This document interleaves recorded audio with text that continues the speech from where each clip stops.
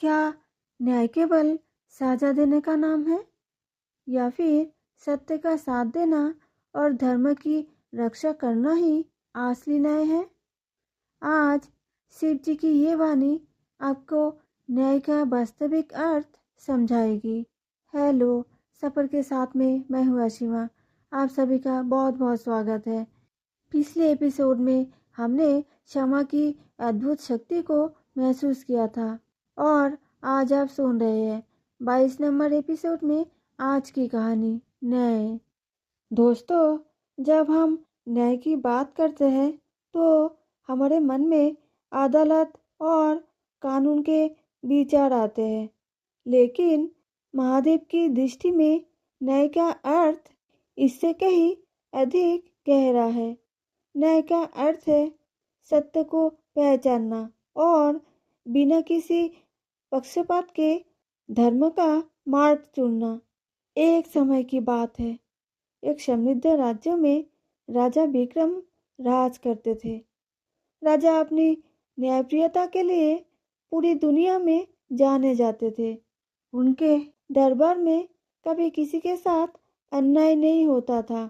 एक दिन दरबार में एक बहुत ही कठिन मामला आया। दो पड़ोसी आपस में एक कीमती रत्न के लिए लड़ रहे थे। एक पड़ोसी का नाम था धनीराम और दूसरे का नाम था दीनदयाल।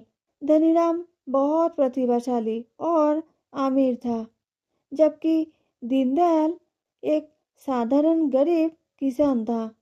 धनीराम का कहना था कि वो रत्न उसका है और दीनदयाल ने इसे चुराया है।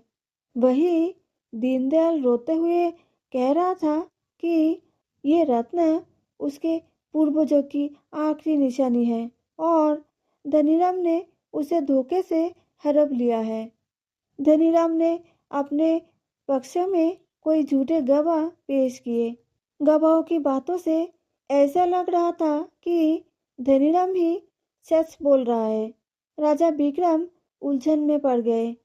यदि वो गवाहों की बात मानते तो दीनदयाल के साथ अन्याय होता, और यदि दीनदयाल पर विश्वास करते तो बिना सबूत के न्याय कैसे करते।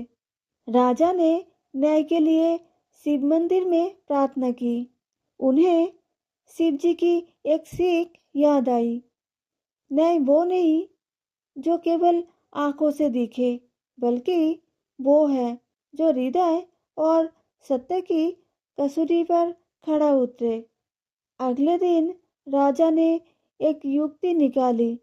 उन्होंने धनीराम और दीनदयाल को बुलाया और कहा, ये रत्न बहुत चमत्कारी है। जो इसका असली मालिक है उसके हाथ में जाते ही ये चमकने लगेगा, और जो झूठ बोल रहा है उसके हाथ में जाते ही ये पत्थर बन जाएगा। राजा ने पहले धनीराम को रत्न छूने को कहा। धनीराम जानता था कि वो झूठ बोल रहा है।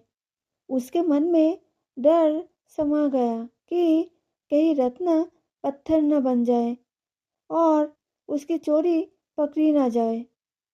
डर के मारे उसके हाथ कांपने लगे और उसने रत्न को छूने से मना कर दिया।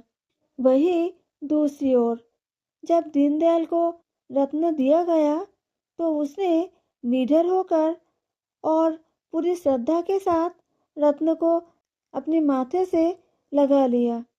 वो जानता था कि वो सच बोल रहा है। राजा विक्रम मुस्कुराए और बोले, न्याय हो चुका है।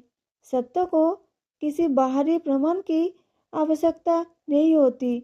धनीराम का डर और दीनदयाल का अटूट विश्वास ही सबसे बड़ा गवाह है। राजा ने धनीराम को दंड दिया और दीनदयाल को उसका रत्न वापस लौटाया। उन्होंने सबको समझाया, महादेव का तीसरा नेत्र सत्य का प्रतीक है। न्याय करते समय हमें अपने स्वार्थ और भय को त्याग देना चाहिए। जो सत्य के साथ खड़ा है वही शिव के साथ खड़ा है।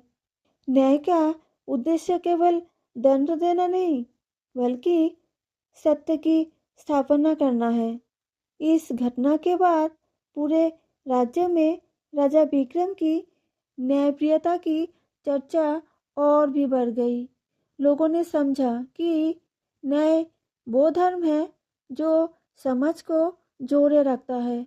दोस्तों, राजा विक्रम की ये कहानी हमें सिखाती है कि चाहे परिस्थितियाँ कैसे भी हो, हमेशा सत्य का साथ देना चाहिए, क्योंकि जहाँ सत्य है वही न्याय है और वही शिव जी का वास है। तो मिलते हैं बहुत जल्द हमारे अगले एपिसोड के साथ। अगर आपने अभी तक चैनल को सब्सक्राइब नहीं किया है तो अभी सफ़र के साथ चैनल को सब्सक्राइब करें और बेल आइकन दबा दें ताकि आप कोई भी वीडियो मिस ना करें। और एक बात, सफ़र के साथ में मैं हूँ अशीमा। शिव जी की कृपा आप सब पर बनी रहे। हर हर महादेव।